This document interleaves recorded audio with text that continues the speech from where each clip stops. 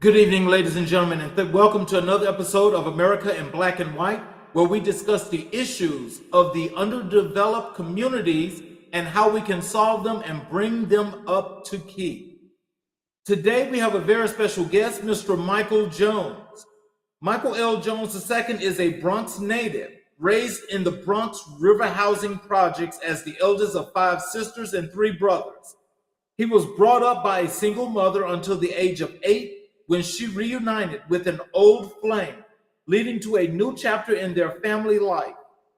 Michael's educational journey took him through the NYC public school system and later to New York Institute of Technology, where he earned a Bachelor of Science in Architecture. For 17 years, he worked in various New York City firms, specializing in healthcare design. However, feeling unfulfilled in his career, Michael made a pivotal decision at the age of 50 to pursue only what brought him joy and purpose. At the onset of the COVID-19 pandemic, he left his architectural career and rediscovered his passion for writing.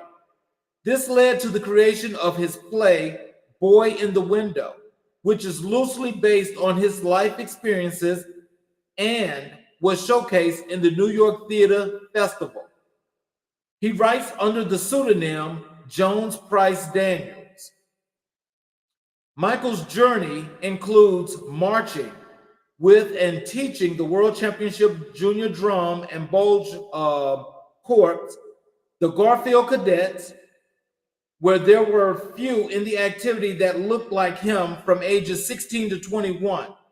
This experience opened his eyes to the biases that exist in white culture, shaping his understanding of race and identity in ways not discussed in his household. During the pandemic, he also found a platform on TikTok where he shares his thoughts on various social issues, including LGBTQ rights, politics, addiction, and African American experiences. With a growing following, Michael emphasizes, I am just a man with an opinion based on my life experience. I don't claim to be an expert. Currently, he owns and operates Jones Price Daniels Architectural Services, LLC, where he provides architectural services on his own terms. Additionally, Michael teaches marching percussion in the NYC public school system, finding joy and using drumming as a tool to impart life principles to young people. Ladies and gentlemen, Mr. Michael Jones. Welcome to the show, sir. Oh, you're on, I guess you're muted. Can you hear me now? Yes, there you go. How are you today? I'm great. I'm great. I've been looking forward to this since we started speaking. So happy to be here. Happy you found me, and excited to see what comes up in this conversation. Well, I will tell you, I'm definitely excited, and I know the audience is excited because I'm sure there are several things that you're going to bring to light that not only are going to be thought-provoking, but also it's going to help a lot of us to get through tonight's wonderful debate. I know. How's that funny that we did this on the night of the debate? So, is there anything you'd like to add to your bio other than what I read? No, that was pretty much it. That's pretty much it. I'm currently teaching part-time. I'm also putting my play on for Black History Month. So that's where I'm going to be kind of focusing my energies and attention for the next 4 months. But yeah. Well, I tell you, I'm wonderful that to have you as a creator here, and also as one of those large, independent thinking individual Black men that are able to not only make decisions but be able to actually weave your way through this whole entire crazy process that we have to deal with. Yeah, it is crazy. So, well, let's just hop right into this. Can you tell us what inspired you to start your first business?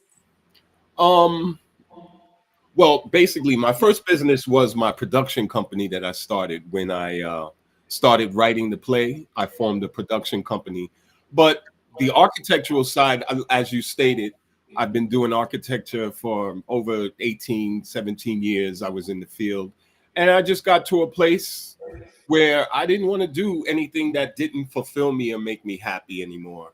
And I left the field, but I still have a passion for it. You know, the design aspect. I'm a creative person, I'm an artist, and architecture didn't provide all of the areas. You know, there was some creative aspect to it. And that's the part I loved. I love designing, and decided with a partner that we were going to form a business. So I offer services. I'm currently designing a house for a gentleman up in Woodstock, New York. And I'm doing it on my terms now. You know, I don't have to go to a job 9 to 5 and worry about all of the bureaucracy and the co-workers. I'm doing it myself now. So let me ask you this: do you think working at a firm that that maybe had the wrong kind of structure and the way that it was built and featured, do you think that's what caused you to actually decide to move out on your own? Well, I'll tell you what actually this made me make the decision. You know, there are requirements when you're hired for the position. You have to have a college degree. So I met those credentials and pretty much worked my way up to a senior level in the office. And then suddenly they wanted to hire somebody with a high school diploma who had no experience in the field. And then to add insult to injury, wanted to make him my supervisor. So I Oh, just, at that point, I was like, you know, how many ways can you tell me you don't appreciate what I've done? You know, and I don't have to be here. And literally, I don't recommend this to anybody, but I literally one morning I was sitting at my desk. I left my keys on the desk, got up and walked out and never looked back. you know, let me tell you. So let me just say something about that, because that is something that I can tell you point blank without a doubt. It was 2018, and I am an investigator with the United States Department of Labor, the federal government, where the bureaucracy is about as bad as it can fucking get. Yeah. Okay. One day, it was a Wednesday morning.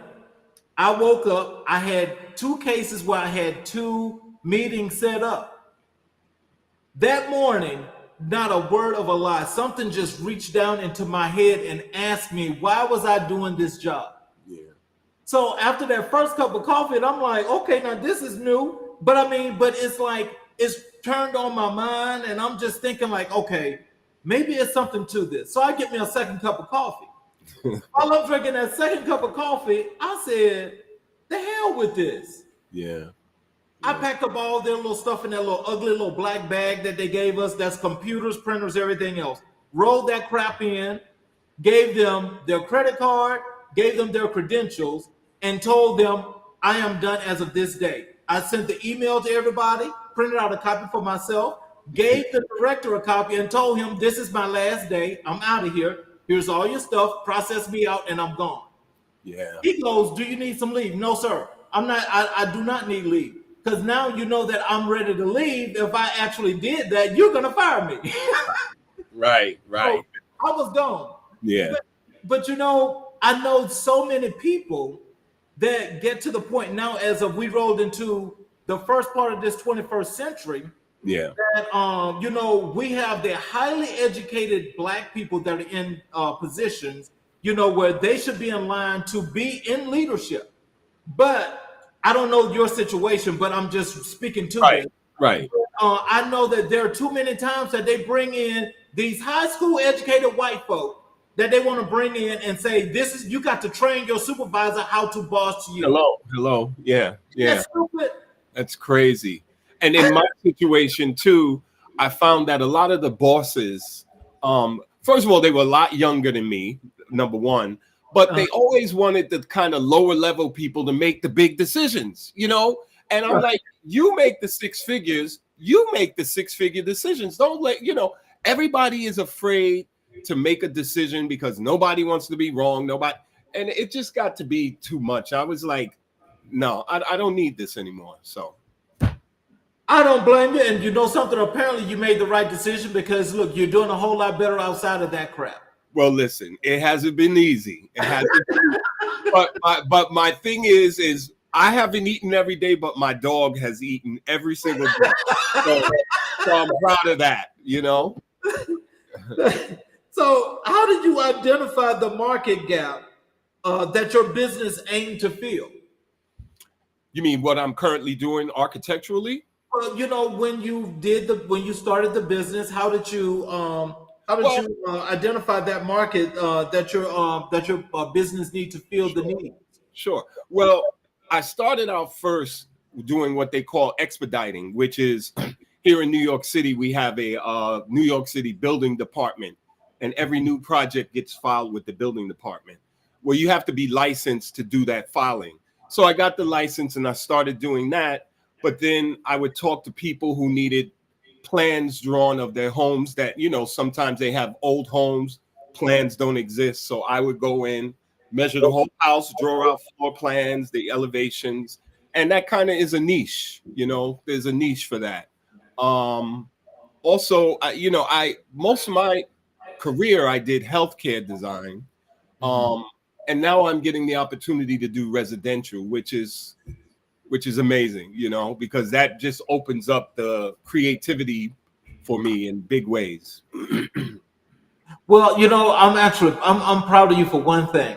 Well, not one thing, Just but this one thing. particular, yeah, but this particular thing, I'm really proud of you for one thing, and that is this thing that I'm proud of now is how you're able to now just loosely use your mind that more benefits yourself to create Yeah. and to make things look the way people want them to look without somebody trying to browbeat you and have you do a million things where architecture itself is so tough Sure. that I'm sure that if you miss any kind of cuts, angles, or corners, that there's a problem, right? That was always my biggest fear in this field is, we're talking about buildings that have to stand and support people and equipment. That was always my biggest fear. But I tell you, in terms of getting to that place where I could say enough is enough, that took time. That was an evolution because I looked at other people and I said, I don't have that. Personally, I don't have that spirit, that entrepreneurial spirit, that hustling spirit. But oddly enough, I do have it. You develop it and you just learn some things as we age, you learn some things. So, Yes, sir. So, what were some of the biggest challenges you faced in your entrepreneurial journey?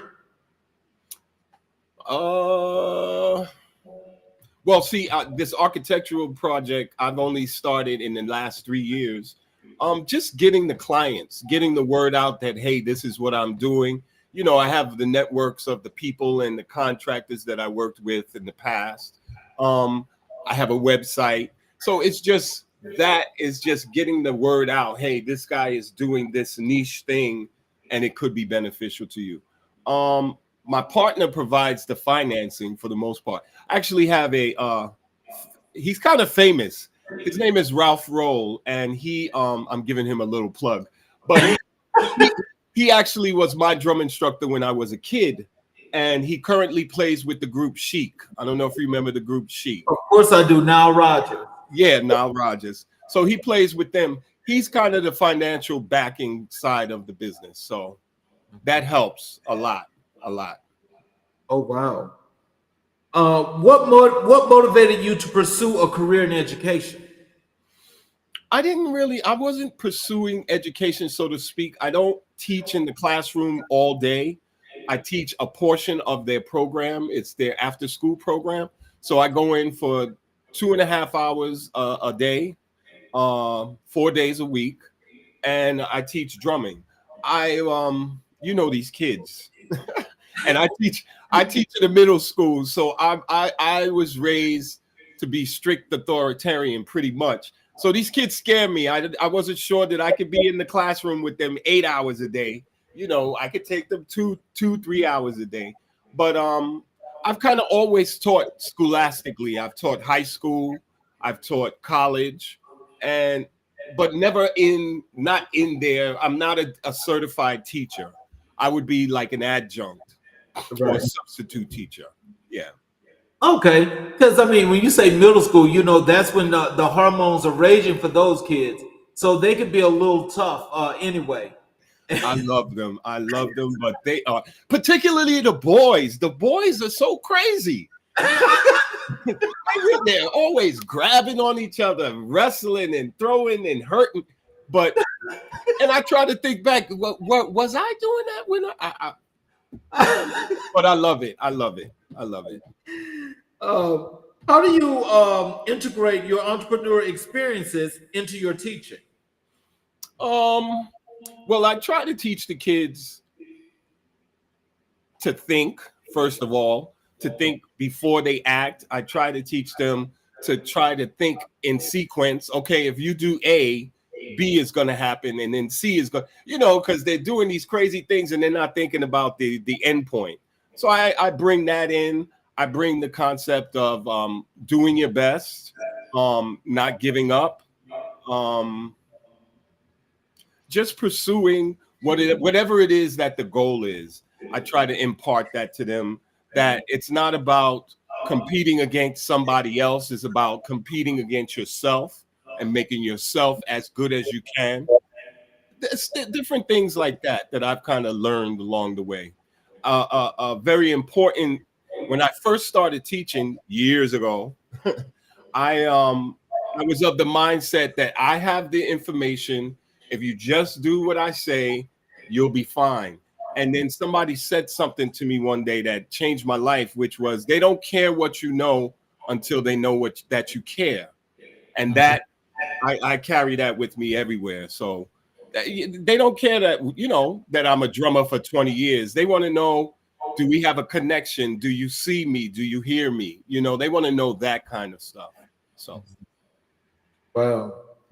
So, what teaching methods do you find most effective in engaging students? beating them up. No, well, I go in. I teach drumming, so there's a process. Um, but we start. I mean, when I get these kids, they have no experience. They've never even held a drumstick, so we're starting from step zero, and it's just a build up. There's things that you have to do if you want to be a drummer, and that's what we do. And I don't say these are kids, so I don't want to do that because this is too hard for them. I mean, obviously there's class A, class B, but in terms of my approach, it's the same as if I was teaching a college class or teaching a high school class. These middle school kids, I literally beat them up because they have to be physically strong to play. Um, that's it. There's really no difference. Other than maybe their concentration. They can't focus for long periods of time. So we take a little more breaks, but the technique and the method is the same. How do you stay updated with the latest trends and developments in your field? In architecture, That is with the education part. with the education part, well, when I get them in September, it starts to kind of count down to, we do a lot of performances over time, and it culminates at the end. So I have songs in my head that I want to do with them. Sometimes the principal will bring me something, a suggestion, because we basically play beats. Mhm. We play beats to different songs. So I'm constantly listening. I listen to a lot of the new stuff. I listen to a lot of the old stuff too, which I think is a lot better than this new crap that they're producing. But yeah, I just try to stay, and I live in New York, which is the cultural, one of the cultural meccas. I know you're in Atlanta, but culture is everywhere. It's everywhere, and we have Africans, we have Dominicans. It's such a mixed, diverse culture that you could pull from everywhere. The school that I teach in happens to be, it's in East Harlem, which is called Spanish Harlem. Okay. And so there's a lot of Spanish heritage there, a lot of Spanish culture. And in the past 2 years, we've had this influx of, the immigrant students coming in. So I have a lot of students that don't speak English necessarily, but music is a, Yes. universal language. Yeah. Um, so yeah, that's how I stay current. Okay. So, can you share a memorable teaching moment that had a significant impact on you? A significant teaching moment. Oh, wow. I'd have to think about that. A significant teaching moment. Well, I'll tell you this. The sign that I'm doing my job and that I'm teaching these kids. One day we had been we're working on a piece, and I had to have surgery. And they had this surprise visit from the school's chancellor. They had to do a performance, but I wasn't able to be there because I had to have surgery. So we rehearsed leading up to it, and I got the kids prepared. But these little fifth, sixth, and seventh, eighth graders had to do it by themselves, and they did it. And so that was a sign to me that what I'm doing is working. They understand what needs to be done, and they understand the process. I was so proud of them. I was proud of me too, but I was proud of them. So yeah, that might be one. Oh wow. That's definitely impactful because apparently the skills and the things that you taught them prior to, they were able to execute that without you being there. Absolutely. That's always a true sign. Yeah. So how do you stay motivated during tough times in business? Now we'll talk about the architectural thing. How do I stay motivated? Uh I am thank God I'm kind of multi-diverse talented. So if some area is slowing down, I have another, I can go to writing my play. I can work on music for the play. So I try to keep myself rounded in these three areas that I am engaged in. Um, but I don't know what that is.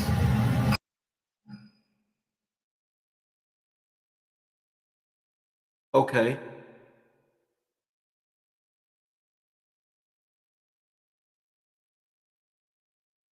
I can't hear you. I, I I keep getting this weird background sound. Something's playing in the background. But anyway, I'm sorry. What was your question? Um, how do you stay motivated during tough times in business?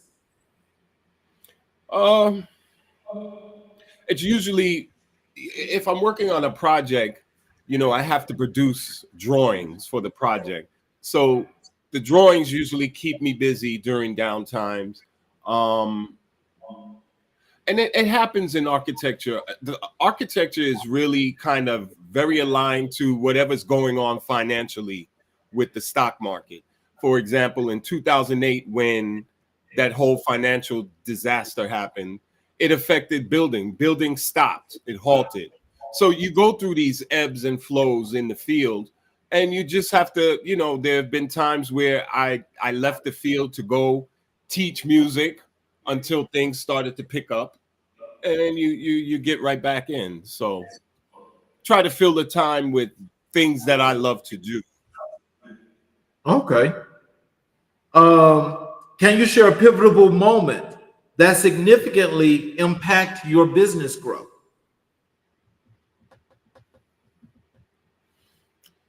That impacted my business growth.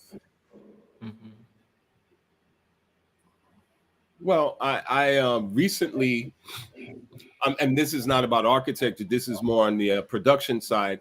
But I recently had a conversation a couple days ago with a gentleman who is going to help me with financing for my production for the play. His name is Angelo Ellaby. He's actually in entertainment. Um, and that has been really one of the areas where that has slowed me down. In the arts, it's hard to find money and raise money. So I had a conversation with him the other day, and he said he can get me financing. So yeah, that's kind of where it is right now. We're looking to put the production out in February for Black History Month. So tell us about the production. I mean, like, what is it? What is the premise of the story? What's the story about? So in one word, it's redemption. But it's about a gentleman. His name is Andre. He's the main character. He suffered some sexual trauma when he was young. Okay, that's me. But he suffered some sexual trauma when he was young, and his way of dealing with the emotional trauma was to detach himself from that. So in the play, I create a character. That detachment becomes a character, and the play is generally it goes along his life up to about he's 40, and just the different challenges that he's had. He's also part of the LGBTQ. He's gay, and he's fighting with that throughout his life as to is he gay because of this thing that happened to him, or what came first, the chicken or the egg? Yeah, and so that's kind of been my struggle in life. Um, so he deals with that throughout the storyline, and there's some magical stuff, there's some fantasy stuff that happens in there. It takes place where I grew up, which is in the projects. Um, and he basically goes out on, he gets involved with drugs. I didn't get involved with drugs, but he gets involved with drugs. He meets some bad people along his life. He's just trying to find his way, and eventually he moves to California, which I did, trying to escape, but eventually has to come back and return to himself, and that's the redemptive part.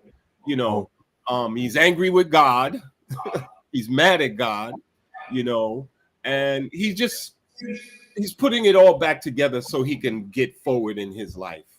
That's the general premise of the play.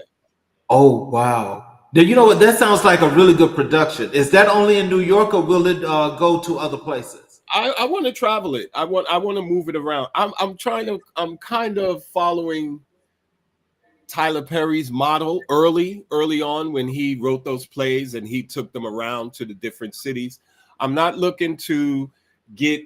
I don't want to. I'm not looking to get these agents, and I'm not trying to do it that way. I want to do it not myself, but I want to keep most of the control, the money, all of that within the Black arena. I'm so sick of you write a play and then Mr. Hirsch gets it and then that's it. I'm tired of that. I'm tired of that. No. There's I applaud you for that because there are a lot of people that want to get into the arts in the same form in many different ways. Mm-hmm. And that one thing that you brought up is always so key is they wound up losing control because the financing part. Yeah. And when you're using somebody else's money, a lot of times they normally like make these really big demands because they've got to be in control and they got to change your whole story. Yeah. And I don't want to do that. I'm not going to do that. So. Yeah, I don't think you should because that story sounds really interesting and intriguing. How do you approach innovation within your business ventures? This is happening again. Hold on.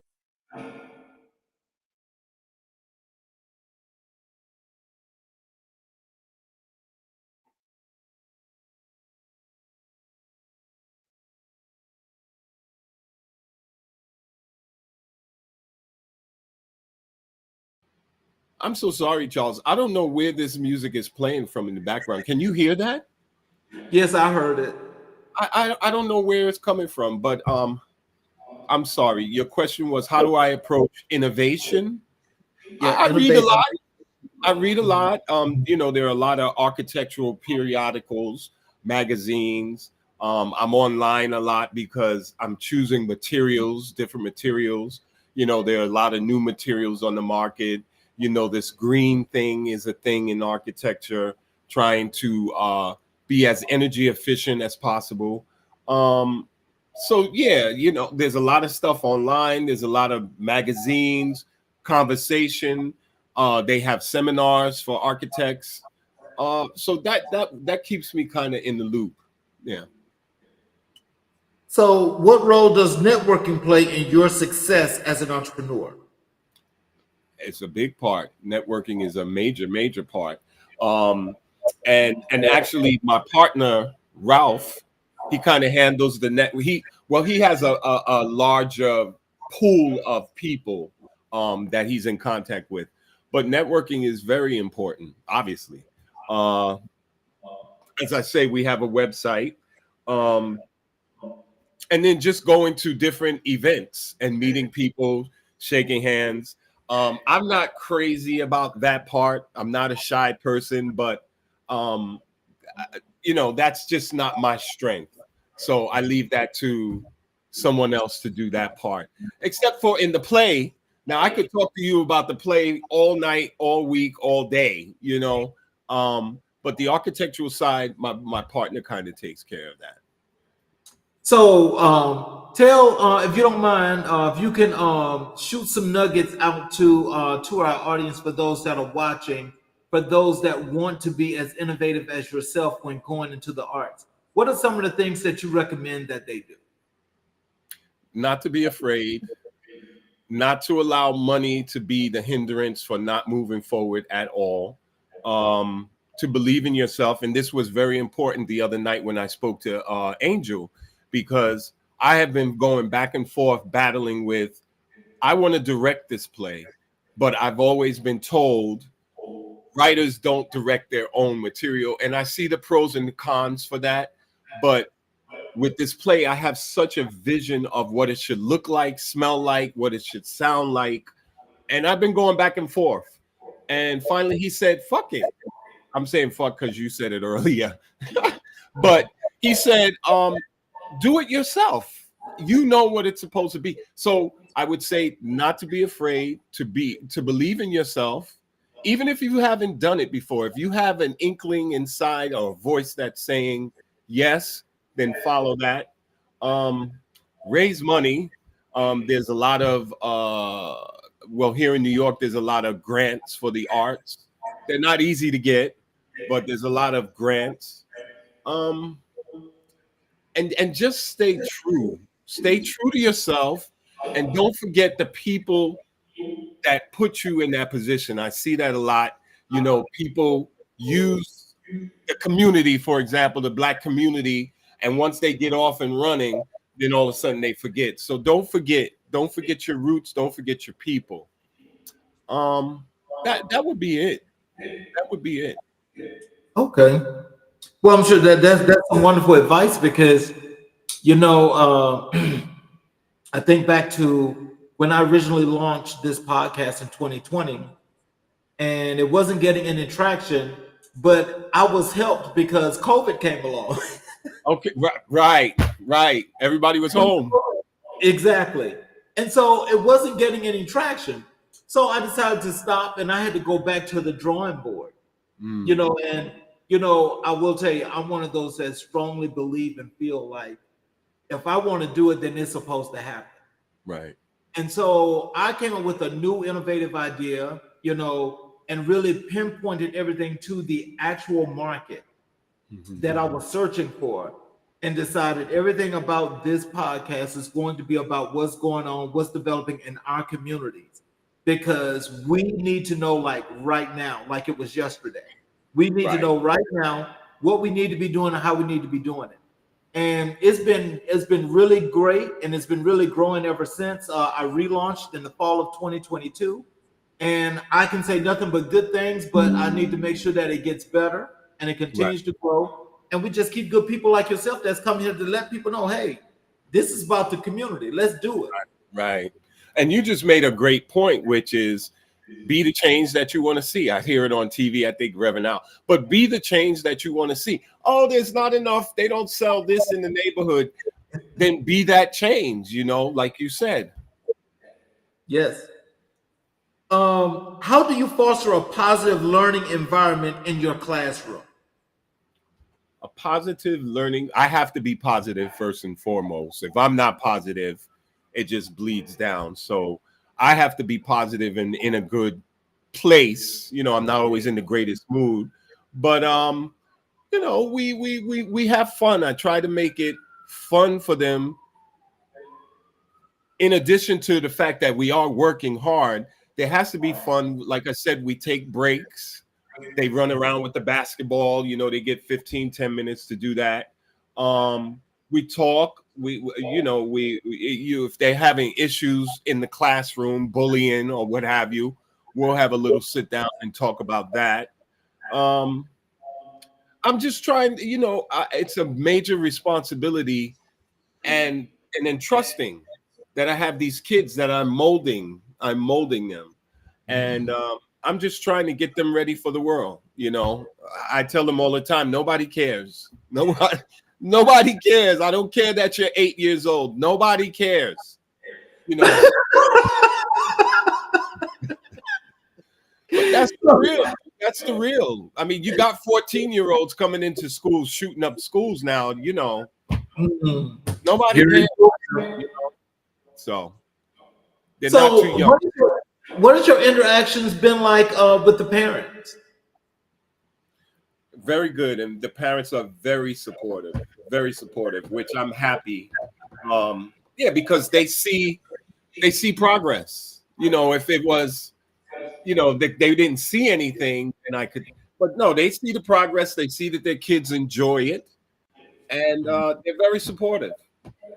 Wow, that's really wonderful. That's good to hear that kind of stuff. Yeah. What advice do you have for students who aspire to become entrepreneurs? Students who aspire to become entrepreneurs, that it's okay to fail. And fail is not failing. Fail is just an opportunity to rethink, relook, maybe redirect. But failure is a good thing. And I think, we all want 10,000 followers today. We all want that platinum record today. And you have to work. You have to work. You don't get anything right away. It's discouraging sometimes, but failure is not failure. Failure is just an opportunity to relook, make stronger, and then keep it moving, keep going, because we give up. Myself included. I've given up in the past too, and missed some opportunities. So don't give up, because sometimes you could be very, very, very, very close and you can't see over that line and you gave up, and so don't give up. You never know.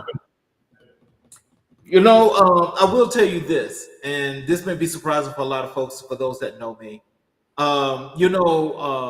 When I did my relaunch of the show, I'm not going to say that I was ever pessimistic, but I had got to the point that I was actually a little bit afraid, of what the reception was going to be like when, vetting and talking to people that would be potential guests on the show.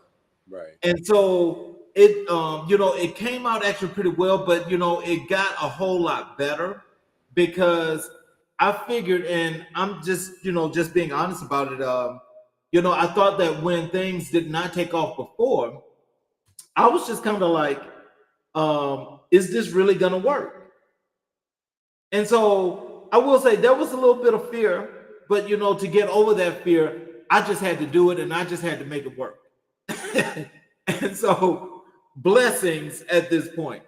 And so that's some really good advice, though, that you would give to those students, though, because I think, again, that's something that, especially for students of our communities, need to know, that you should not be fearing a lot of things and just doing what you know that you like to do.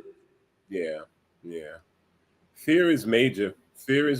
I mean, it's funny. There's a song we sing in church that says, one step. All I have to do is take one step and he'll do the rest. So sometimes it's just taking that first step, and then things kind of magically come. It's really weird the way things happen. But, you find that director, or you find that merchandise, or whatever it is. But sometimes it's just taking that first step. So how do you balance risk and reward when making business decisions? How do I manage risk and reward? Yes. How You do know, you balance? one of the things that I've learned about myself is that I'm very practical. So I try to make decisions from a practical. I'm a feeler. I'm a feeling person. I usually make a lot of my decisions or have in the past based on how I feel. Um, that doesn't always work. Sometimes you have to be practical and you have to say, okay, if I'm designing this house for this person and I know that this house is going to cost eight $8 million to build, but they only want to pay 300,000. I lost my track, but risk.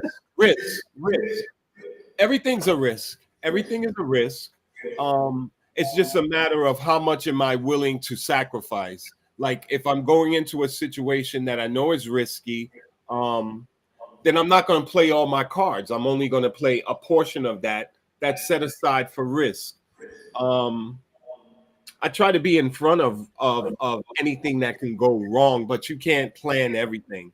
You know, on architectural jobs, sometimes we draw a wall in a certain place, and when you really build it in the field, there's a pipe there or there's some sort of hole in the wall. You know, so you have to be ready to um to revise. You have to be quick on your feet in terms of revisions, in terms of having alternate plans. I don't know if I answered your question about risk because I know that was the biggest word there. But everything to me, you know, whenever you're doing anything that is stretching yourself, it's a risk. It's a risk. So I just try to be as practical about it as possible. So, do you think practicality is your way of being conservative, or is it just wanting to just take that time to build? Well, for me, because most of the stones on the scale are on the emotional side. So for me, practicality balances that out. For somebody else, it might be just the opposite. You know, I am a risk taker. I am the one that'll jump out there without thinking. I'm a very impulsive person sometimes. So for me, balance is being practical, being to think about things.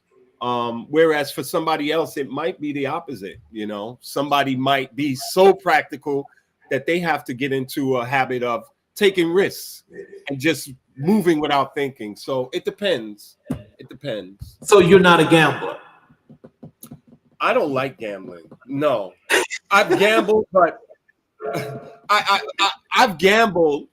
I've gambled with my life, but I've never been the one to go to the casino putting all my money in the slot machine. No, I that never made sense to me. It don't make sense. No It don't. shade to those of us. My mother loved the casino. Hold on.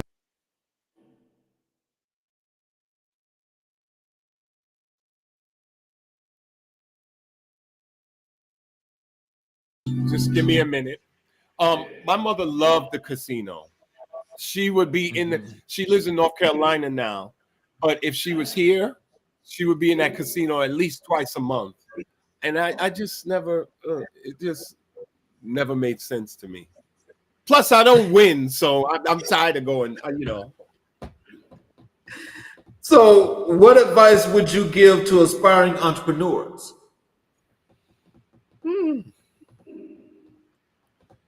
Know your niche, know your field, know what it is that you want to do. Know that you don't have to have it all figured out prior to starting because you figure it out sometimes as you're moving along. So you don't have to have it all figured out. Um, make sure that you love it. Make sure that you're very passionate about it, that you go to sleep, you think about it, you wake up thinking about it, because it makes no sense to be in architecture for 18 years and absolutely hate working in that field. So make sure it's what you love. Make sure that it's offering a service to others too. That's the main thing too, is, you know, we get so selfish in that we got to have it all and we got to do it. No, it should, God blesses us so that we can bless others. So I think that's the main thing. Ken Chels, how do you measure success in your role as an educator? Well, results, obviously, results are the main factor. If my kids, at the end of the year when we have our performance, if they can't play through a song, then I know on some level I wasn't successful. It always comes back to the teacher, which I hate that, but it's true. Um, yeah, and I set goals for them along the school year. So are we meeting those goals? A kid that couldn't drum in September, can they at least play something in February? So we set goals and results. We measure the results. So, what are some common misconceptions about entrepreneurship that you address in your classes? Misconceptions about entrepreneurship that I address in my classes. Well, they're kind of separate, but you mean in terms of principles? Uh, just the tenacity and the stick-to-itiveness, and you don't. Okay, for me, enjoy the journey as much as getting to the destination. I'm the person that gets to the destination and then I'm off to the other race. And I didn't hold on.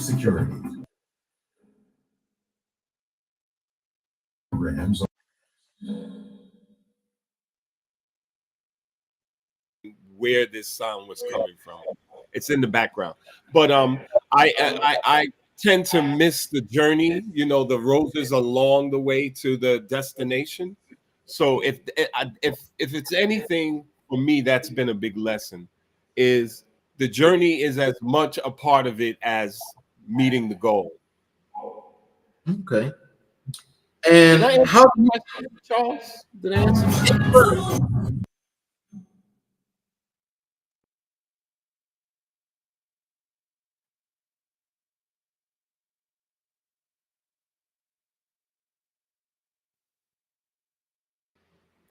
I apologize for this. I can't see where it's coming from. But I was asking you, did I answer your question? Well, you did to some extent, but we're actually going to, there's going to be another way that I'm actually going to intertwine this in another way, Okay. to actually bring that part home. Because, I think, in that explanation, what it tells us is that, how some people can take entrepreneurship but this way, and some people actually take it this way. So in other words, there's that left to right thing. So what happens is, where with a lot of people, they're thinking that, oh, it's easy to go and be an entrepreneur, to incorporate a business and do it. So these people over here might not see it that way because they don't even know how to get started. So Okay. basically, what happens is they both have a commonality, Right. is that they're missing the foundation. So basically, it's about that foundation that if it's solid, you can put anything in the world here. If that foundation is not solid, then you're not going to make it. So in other Right. words, so like I say, those people that say it's easy, when people listen to that, the misconception is, oh, well, I'm just going to do this, but you don't even have the right mindset to even go and start this business. So it's not saying that you can't, Mhm. but if you're going to do it, you need to be in the right frame of mind, Right. because your mind needs to be pointed, it needs to be clear, it needs to be concise. Right. Because once you go into it, you're going to start having some of everything going on. Yeah. Yeah. You know? Yeah. And Yeah. I so, mean, go ahead. I'm go ahead. sorry. No, you go ahead. You go ahead. No, because I love that explanation, but there's some other parts that, like I said, we're going to come back. We're going to tie that in because the points that you made were really great. Okay. I Yeah, like I said, vision is everything. But there's the practical thing. Did you register your business? Did you actually form a business? What kind of business do you want to have? Do you want a not-for-profit? Do you want an LLC? Do you want a corporation? You have to figure all that stuff out. And if you're like me, who just upped and quit one day, are you practically prepared to support yourself for a period of time while you devote your attention to this other thing that you're birthing and you're building? So there's the practicality of it. Can you pay your rent? Are you gonna, can you pay your car note? Do you have to sell your car? Different things like that. Everything is about sacrificing, and sometimes we have to give in order to, sometimes we have to get rid of and let go in order to get to where we're going. So, yeah. Yep. Just like you said, though, the one thing I would not recommend that people do is I think I was overconfident. When I say I was overconfident, it's not like it was the worst thing in the world, because I actually funded my own business when I started, right? Wow. But on top of that, this is the thing we say, you have to be careful about some things that you do, because it's about the mental. I also went out and bought a brand new car that same day that I quit. Mm-hmm. So I stacked more debt than I was Right. gonna have. Right. Right. I might have done the same thing, Charles. Don't feel bad. You So know, when I I'm left my laughing. job, go ahead. Yeah. I'm sorry. No, go ahead. I'm saying, it was, I'm laughing about that now, but that was actually serious, because I didn't think about what I was stacking on top of this, because now I had a whole bunch of other stuff, right? And so Yeah. now I'm like looking at all of this. I Mm-hmm. got this whole big old bubble here, and that bubble got so much stuff in it. It's Yeah. like I can't let that bubble explode. Right. Right. Right. So, it's like this is either sink or swim. Yeah. And that's it. That's it. Yeah, Sink or swim. And a lot of people surprise themselves and realize that they are swimmers, or at least floaters. You know what I right. say? And that's that fear part that you have to overcome. But you don't know until you jump off the cliff, really. That's true. That's 500% correct. How do you balance your responsibilities as an educator and an entrepreneur? Well, I do teaching 8 hours a week. Well, it's going to change. And the other hours are devoted to my business. So I teach 4 days a week for 2 hours, and the other hours, either on the upper end or the bottom end, are devoted to the business. So that's how I do it. And I'm very good at, I wouldn't call it multitasking, because I'm a horrible multitasker, but I like multiple different things to be doing. I like to go roller skating and then be in the movie theater. I like that. So I like having that ability to dance around to these different things. There's only So, three. is that would you consider that time management? It's time management in that, yes, I have a certain amount of time allotted towards teaching, and then I have to allot a certain amount of time to my business and production, because a large part of what I do in the business is produce. I'm designing, and I'm also producing the drawings to give to the contractors. So there's deadlines involved, there's cost analysis involved, there's pricing. There's a lot of stuff that I have to deal with. Also, the consultants, like, I don't do the structural work. I don't. Driving the Nissan Rogue Hold with on. Google built in.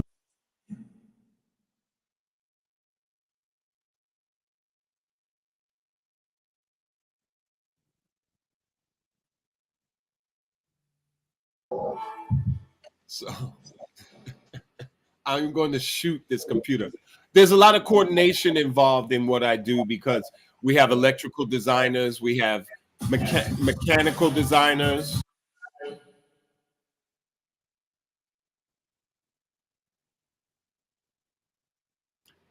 So I have to manage that time, in other words. And it's not easy. It's not always easy. Sometimes I'm up till 2, 3 o'clock in the morning because I have to meet a deadline, you know. So, and I'm not So, young. how has your entrepreneurial journey shaped your personal growth? I have to say, for me, it's the other way around. My personal growth has shaped my entrepreneurial because I'm me personally, I'm into a lot of self help, a lot of self growth, therapy, that kind of stuff. And in the past 2 years, I've done a lot of introspective work. And the better I get to know myself, that shows up on the outside. The better that I'm more relaxed with being vulnerable, with accepting certain strengths and qualities, because that was always a big thing for me, is that I always kind of hid my talents kind of under a chair. Now I don't have a problem with letting everybody see it and being confident and comfortable with that, and it being okay. So yeah, that would be my response to that. Okay. For me, it happened in the reverse. The more I grow, that shows up in my business, my interactions, my relationships. So, Before we get to my favorite part of my part, I call it a segment of what we're going to do. I want to stray away for just a second and I want to play a game with you. I'm going to ask you some okay. words. I'm going to give you some words, and I want to know the very first thing that comes to your mind. Oh boy. I hope the music doesn't play, but okay. Are you ready? I'm ready. Pessimistic. Trusting. Art. You said art, Art. expression, Love. intimacy, Money. freedom, Teach. learn, Build. demolish. School. School, Uh-huh. community, Client. pain in my ass. No, that was more than one word. No, client, I would say opportunity. Opportunity. Emotion. Strength. Strength. Run. Run. I'd say escape. People.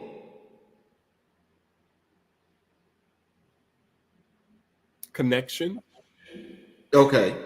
So with those words in summation, I mean, where does that put you, or how do you actually see yourself in those words? In those words, the one Yes. that stood out to me is always emotion. Is always emotion. I have always been perplexed. I have always had an issue, particularly in corporate settings, where these people will push you. They'll just push you right to the edge and then say, "Don't be emotional. You're being, you know," and it's like, but I have these emotions. How are you telling me not to use them if I have them? So that word always stands out to me because for me, um, I have had to learn how to either express them in a different way or just to understand what's going on with me emotionally. Like I said, I'm a feeler. So I tend to experience the world through what I feel about things. So it's just having a healthy balance. Um, Community, in that I'm involved in a 12-step program currently. Um, and one of the things that my sponsor says for me is that it's important to have connection. Um, And he says, "You got to make new friends. You got to make new friends." And I'm like, I have friends. I have friends that I have built over years. I don't just meet you and oh, you're my friend. No, that's not how it works for me. But I am finding that in connection to new people, new ideas, that does something for me as well. Um, those were the two words that kind of stood out to me. Okay. Yeah. And and so with this, and when I was asking those terms, I was looking at each of these terms as to just thinking about in some of the answers to some of the questions and so forth. How did they relate to the things that you're doing as to your actual entrepreneur journey and in your classroom? Because I'm sure that you see a lot of kids that are pessimistic, and you run across some of your clients that may be pessimistic in a lot of ways because they have trust issues, you know. Right. Right. And so, just as you go all the way down, the one word I will tell you that was surprising to me is that when I asked you about art, I was thinking that you were going to mention the term creative, Uh-huh. because you seem so creative in all the things that you're doing, and how you visualize and how you see things, Right. but then how you create. Right. Right. What did I say? I don't remember what I said. Art. What did I Uh, say? Expression? uh, I can't remember what it was that you said, but I know it wasn't creative though. Wasn't creative. Yeah. Yeah. So this is my favorite part here. So I want to tell the audience this before we get going. Is I saw you on TikTok, Right. and I just love the TikToks that you do. And it seems like each and every day, for all the malarkey that's put out in main media, you have a way of making it a target. And I just love Yeah. the things that you say when you speak to the public in general. What got you into that point of your life?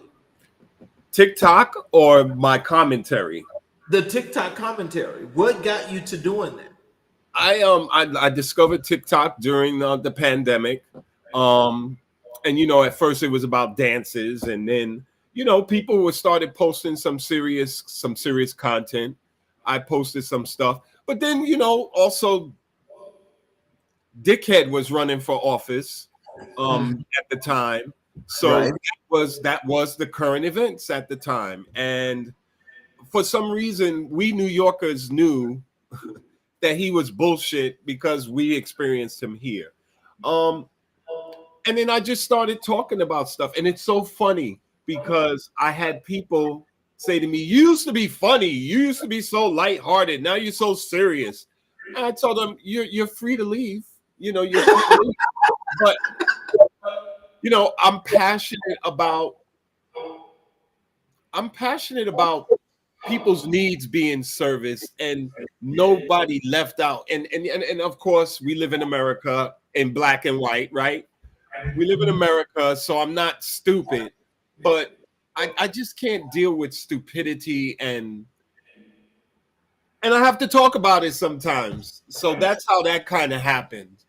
Well, Um, I want you to know you're doing the world a lot of service with that, because I think anybody, no, and this is serious, because I think anybody that looks at your TikToks, they're not atypical. But because they're not atypical does not mean that there's not a meaning there. There's an actual meaning there, even though I love your mantra, and that is how do you say it? Uh, you are not. Uh, I'm just a man with an opinion based on my experience. I don't claim to be an expert. I right. love the disclaimer. Right, right. That lets me off the hook. That lets me off the hook because I tell you, sometimes I've gotten on there and I've made a fool of myself. I've given some misinformation or some wrong, or I said somebody's name wrong, and I had to remove the TikToks. So I try to be more careful about the information that I'm giving. Hold on.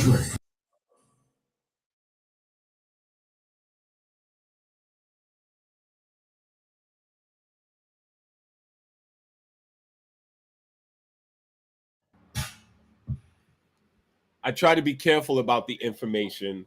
And yeah, I'm just talking as if we were in the bar or if we were sitting around the table talking. That's basically how it happens for me. So, what inspired you to start sharing content on TikTok? Well, when you record a TikTok, it automatically gets posted unless you unless you save it to drafts. But yeah, I didn't take it seriously. I mean, I took it seriously, but I wasn't that person that needed 10,000 followers and 100 likes. If you like it, you like it. If you don't, you don't. And keep it moving. And over time, I've built a following. I have almost a little close to 9,000 followers. And that's not my goal to gain followers. People see my content, they like it, they follow, and I do the same. So, yeah, I enjoy it. It's creative. It's film. If you're a film student, all of the editing part of it, I love that part. It's just very creative. Plus, I get to yell at people. Yes, but you do a good job. I'm just gonna tell you. I mean, I know some people when they go on TikTok, they all about mess. Okay, that's the stuff. I just ain't got no time for that. But see, like when you were saying some the things that you were saying, they were more than just eye catching. But Yeah, my ear was yeah. listening. And Wow. so it's just in that listening process, I'm Right. saying to the audience today that they need to actually listen to what you're saying on That's fine. TikTok. That's a compliment. Thank you. Thank you. But like I said, it's just a conversation. I'm having a conversation with the camera. Like Candace Owens, are you serious? Like you're back again trying to freaking get that kind of thing is so stupid sometimes. She just got banned today on another social media. Good. Yes. Yes. What a fool she is. But anyway, How do you decide on topics you cover in your TikTok videos? sometimes I see them. Sometimes I pull them right out of stuff that I've seen on TikTok. Everybody's content is going this way, that way, this way, that way. So, mine may go this way and reach another group of people. And of course, current events, or if I'm just sitting thinking like, why do the Dominican people in my neighborhood play their music so loud? Stuff like that. I'm thinking as I'm walking. I'm always thinking. And some things are funny. Some things are funny. Some things are serious, But yeah, it's a myriad. Right now, it just happens to be a lot with politics or these dumb black men that think that Donald Trump is going to save their life. But Oh, that's another. yeah, that's definitely another show. That's another show. I know I must have just hurt somebody's feelings, but I don't. You know what? Well, if their feelings are hurt, the hell with that, because they need right. to be more than hurt. They need to be stepped on. Everybody's entitled to their opinions or whatever have you, but there's no way you can sit there and tell me that this man is going to come to the aid of people that look like you and I. I, I am so exhausted, Charles. I am so exhausted when I go on TikTok and I see some brothers that like I've watched their content and supported them, and it's like a total flip flop.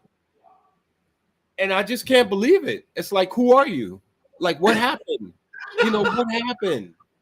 They were in the barbershop and they came out, and now all of a sudden, everybody's a political expert. Ooh, Everybody's an expert.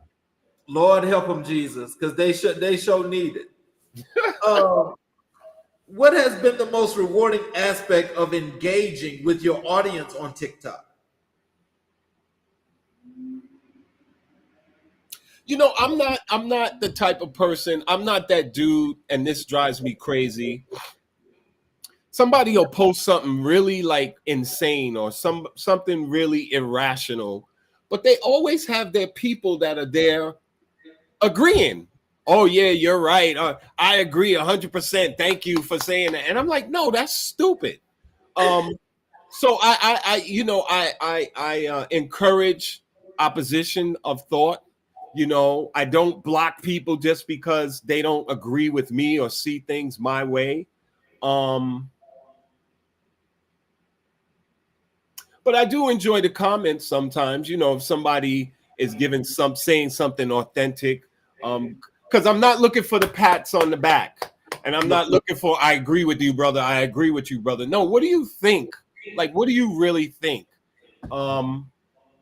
And I've done some fundraisers, and sometimes my friends in the group in TikTok have donated, so that's been very rewarding.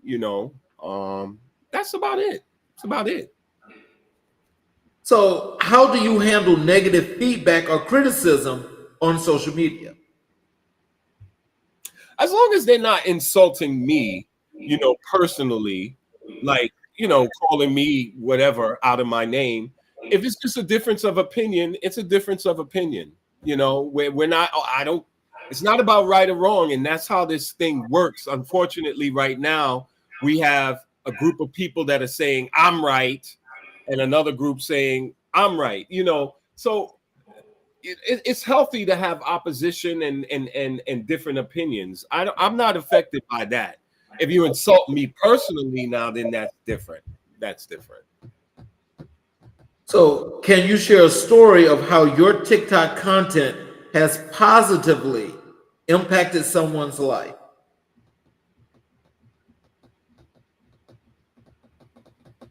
I think that just in general, I won't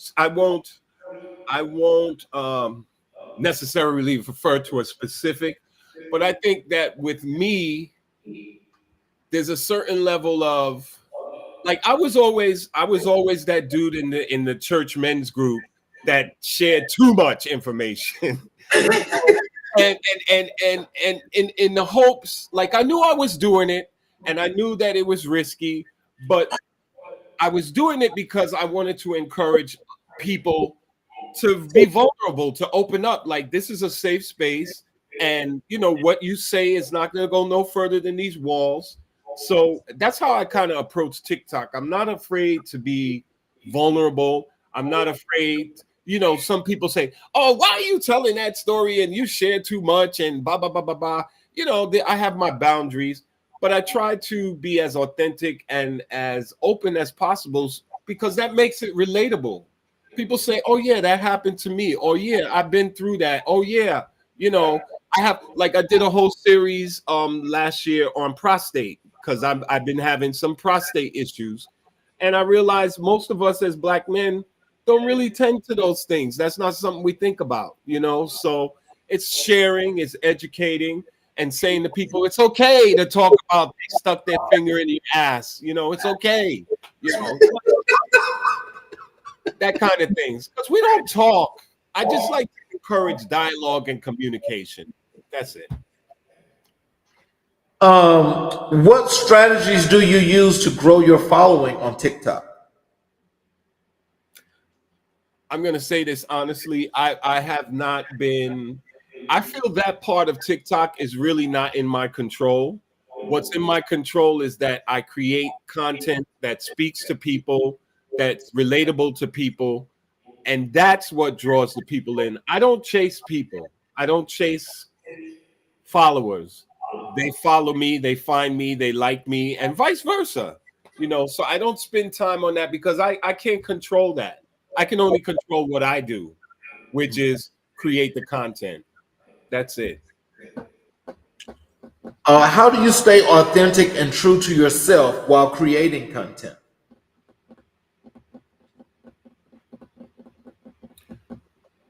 Well, like I said, I just try to be as honest as I can. I try to be careful that I'm not hurting anybody with my whatever delivery content. Um, and I just try to have fun. I just try to have fun. That's it. What role does TikTok play in your overall career and personal brand?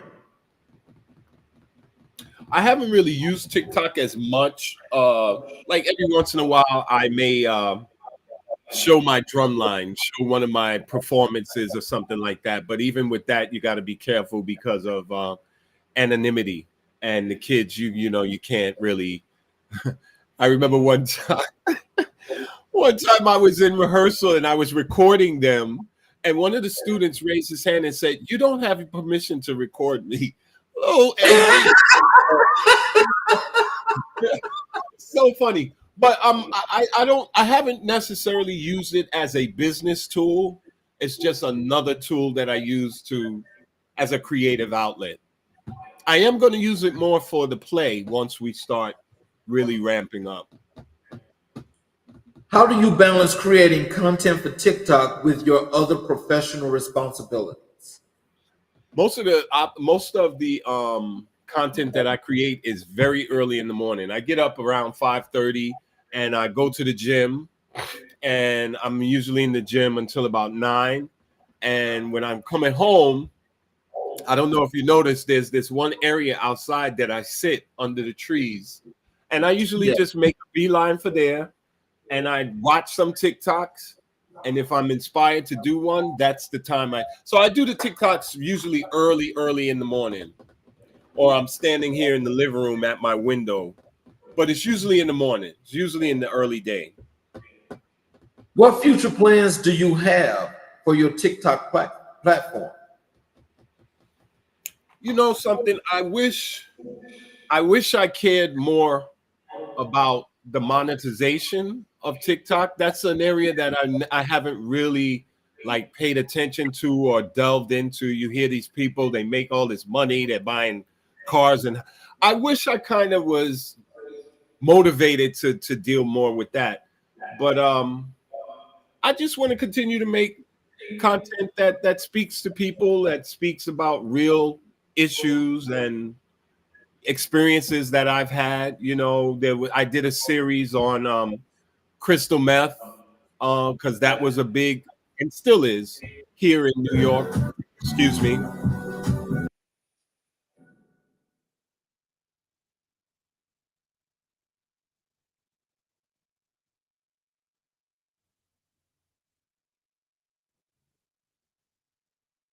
This is terrible. So I deal with a lot of social issues, Charles, that I think I deal with issues that people don't necessarily feel comfortable talking about. So let me ask you for your opinion on this, and that is when it comes to this election that's so major for people that look like you and I. What do you think are the pros and cons of this presidential election in general? The pros and cons of when you say pros and cons, what do you mean? You know, what are the favorable things and what are the unfavorable things? I'll say this, that we as a country have learned a lot about government and how government works since this bonehead has come into office. You know, nobody was talking about local elections. Nobody was talking about the Senate versus the Congress. So we've had this ongoing dialogue because stuff is constantly going on. So in that regard, I would say that we as a country have learned a lot. We've learned a lot about how far you can take court cases, this appeals process, and we've learned a lot about dragging it out. And I've learned a lot. I've learned a lot. So that I consider that a pro, even though it hasn't worked in our favor as a country. But it's like, wow, this man has dragged this case out to the point where they can't even try him because he's running for office, which is another thing.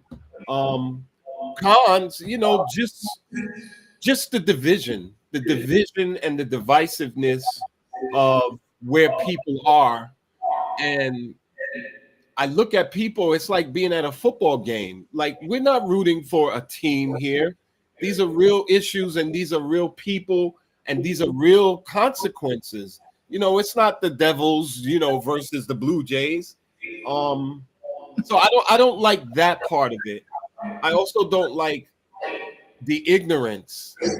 And I have to say, even amongst black people, I have been so disappointed and so let down by the ignorance. But ignorance is ignorance. Ignorance is not bias. Anybody can be stupid, Yes. but that's the cons. Just the misinformation and people just regurgitating it without knowing. We are lazy. We are a very lazy people as So, Americans. so why do you think these are supposedly quote unquote black men for Trump exist? You know, I have my I mean, if we're talking about the entertainers, Yes. my opinion, and this is just my opinion, again, I am not an expert, but a lot of those, you know, a majority of those brothers came up through the streets. So you know that saying, you could take the man out of the projects, but you can't take the projects out of the man. They're just still street people with a lot of money and a lot of that thinking. To me, that's my opinion. Um, so I think that some of them are the criminal element. You know, they were the crack dealers and the drug dealers back in the 90s. Um, and I'm starting to understand that people really want to hold on to their money. And people are choosing Trump because of this tax plan. You know, they want to. I had a friend tell me that was his only reason for voting for Trump, is because he's getting ready to retire and he wants to hold on to as much of his money as possible. If that's possible with the Biden and Kamala campaign, I don't know, but that's the stupid reason. And I said to him, so you need that one thing, and all of these negative things are going to happen to these other people, and you're completely fine with that. I don't understand that. Well, you know, now that's the one thing that's been a craw in this finger for God knows how long right now. And I mean, I don't care. No, let me say it the way I feel unequivocally. I can give less than a damn of what they're thinking about when they're talking about money, Right. because you're not in the 1%. If you're Right. not in the 1%, that does not include you. Mhm. You're still that little black boy Mhm. that they need to walk on and match. Right. So because you got these little pieces of pennies and you got people out there still supporting you that look Right. like me, that don't Right. realize that supporting you is against their interests. Right. But they still find a way to get these people to say, you need to listen to me. You need to vote for Donald Trump. Now, Right. when I say this, I'm talking about when you get some of these folks that are just as ill and just as nasty as they could want to be, like Mhm. Lil Wayne, Mhm. like Kanye West. That's just Mhm. name. And I said I was gonna wait till January and name each and every last one of them off in a roll call and do Right. them one show at a time, Mhm. because when Trump loses, I want people to still remember, stop That these supporting people. these Right. people. Stop supporting them, Right. because these people do not have your interests at heart. That even includes the athletes. Mhm. That includes the athletes. I don't give a damn how much money they got, how Mhm. much shine they got when you say you got some jerseys, or maybe you got lucky and got an autographed jersey. Because if you black, ain't many of you got one. Right. Right. And they turn around talking about they need to keep their money. Well, I need to keep mine too. So I Right. think people need to realize now it's time to break off that, because them people don't deserve your support. They Right. are the very ones that once Donald Trump lose, they're gonna come up with that same shit that you need to come and buy these $3,000 tickets to come and support them in a concert, when you going and you maxing out a credit card and you can't Right. even pay your rent, can't pay a light Hello. bill, thing. So if you're Hello. gonna call and say, can you pay my rent? No. Right. The choir is going to come and sing now. No, but you know, I have to backtrack a little, because not all of us as black men are criminal element. That's Um, true. but I have to say that the amount of misinformation and disinformation, and it's not even the misinformation, it's that people hear it and then now they're saying it, and they don't even know if it's true, if it's false, where it comes from. You know, she locked up a whole bunch of brothers in when she was a cop. Stupid. She was not a cop. Yes. You know, she was not a cop. But you know, she locked up all those brothers. Oh, now she's Indian. The stupidity is just boggles my mind. It really does.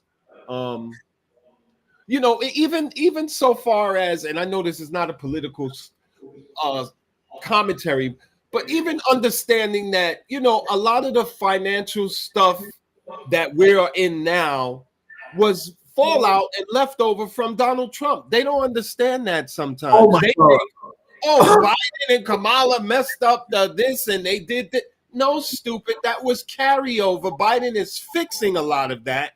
Obama had to do it too. Absolutely. Absolutely. Listen. Now you get my TikTok spirit out. I should make this a TikTok. Okay, because let me just tell you something. This whole thing that they're doing, it just irks my whole soul. And it irks my soul because, as you mentioned about what happened prior to Biden and Harris getting in there, right. Is that you got all of these folk that still are running around here saying that Biden and Harris are the ones that spent all the money. Right. I'm sitting here thinking like, you dumbass. See, these are uneducated folk that don't know how to read, don't know how to think for themselves. Right. Now, these are these entertainers and these athletes that's doing this because they ain't got a brain in the world. The only thing they say is, oh, I got all this money. So you think. You're not in the top 1%. So believe me, regardless of the case, you are going to get hit. They're gonna find a way to take that money back. You know, Dr. Umar, I don't always agree with him, but he was talking about interracial marriages and how these black men, black athletes, black entertainment, but black whatever, marry these white women, and then something goes south. And then they get all Tiger Woods, for example. You know, you know, he's talking about keeping the money within our culture, but you wind up having to give it right back. You made all that money, now you got to give it back because you got to pay alimony or what have you. And I was going to say two things. You know, they're constantly talking about this Asian crime bill. We don't have a crime bill, stupid. We have the Civil Rights Act, you know. Or just craziness, Well, see, when you talk about Tiger Woods, I want you to exclude him from the atypical folk that want to try to build our communities. He ain't never gave shit back to the black community because he's not considered as black. He says he's not black. Right. So why the hell are we supporting that? I heard the other day he calls himself Calabasian or whatever that is. I don't even know what that is. Whatever that is, he can go and put that under a rock and sit on it. You know, I say in my TikToks, you know, at the end when the flood comes, there's going to be two ships. There's going to be one for the white people and there's going to be one for people of color. And all these crazy mixed up black folks that are not killing, but leading us down to the Byron Donalds and the Tim Scotts and the Candace Owens. And y'all better have your life vest because you're not getting on the black ship either. So you better have a life vest that is going to keep you afloat until whoever comes to get you because and pick your ass up because we ain't picking you up. No. How do you come back from that? But we're so forgiving and we're so loving and we're going to open arms and we'll take them right back. But I'm so sick of that. I'm sick of it. And so, you know, there are several shows like this one that's doing this like now on a continuum every day now, that's asking this very same question as to what is going wrong with these supposed black people with these platforms that are like just running around here telling these lies. And everybody is trying to correct the lie, and you can't do anything else other than correct Donald Trump's lies. And they are all running down that same track, expecting that they're going to get that same treatment when they realize that's not going to happen. Then what happens? Right. Do people really still support that? Right. You gotta be crazy if you support that. Yeah. I've thought So about running for office, but I would never. I would never. you know I what? would If you did, believe me, we would no. have you on this show every week, making sure we prop that campaign up because I know that it's about the realness, and if you ain't real, then you can't do it. Well, I think that there are. I mean, I don't think that what's her name? What is her name? Jasmine Crockett. She ain't playing no games. You know, she ain't going there to DC to play no games. I think there are a lot of people that are not there to play games, but I think it's just too much. I could never. I'd rather be in the trenches with everybody in the trenches than to do that. So my final question for you for this wonderful show, because I mean we could do this forever, We're done. but well, I want to ask you. Tell me, what do you think about this debate tonight? It starts at 8 p.m. and that's in an hour and a half. What do you think is no, not an hour and a half? That's in 30 It minutes. starts at 9. It starts at 9, right? I thought it was 8. Okay, maybe. I thought it was 9. But what do I think? I tell you honestly, let me tell you something. COVID has affected this country mentally. And I think we're still trying to get out of that fog. Politics has been, that whole time that Donald Trump was in office, it was like a dark cloud that was hanging over this country, and I felt it physically. So for me, hold on.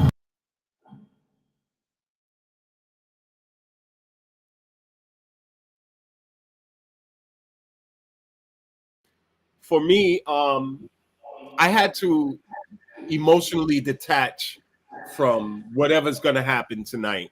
I'm not like she's going to kick his ass or he's going to. I just want to see it as it unfolds. I'm not like emotionally connected to it right now. But we'll see. We'll see. I hope he's not disrespectful to her. I hope he doesn't do some of the tricks he did with Hillary Clinton. I hope she's on point. I hope that she's going to be clear with, people are saying she doesn't have any whatever the points are. She doesn't have a plan. So I hope she makes that clear. But I believe she's a smart woman. I really do. I really do. How tough she is, we'll see. Well, I think we're about to see that shit that they said about Biden. You're about to see Trump go through that same thing because she's gonna swallow that ass. Believe me, she's gonna You think? swallow it. You If yeah, think she's gonna so? swallow it, she's gonna kick it all over the stage. And I want you to know that I want to make sure that I put up a wall so it can hit that wall and just burst into flames.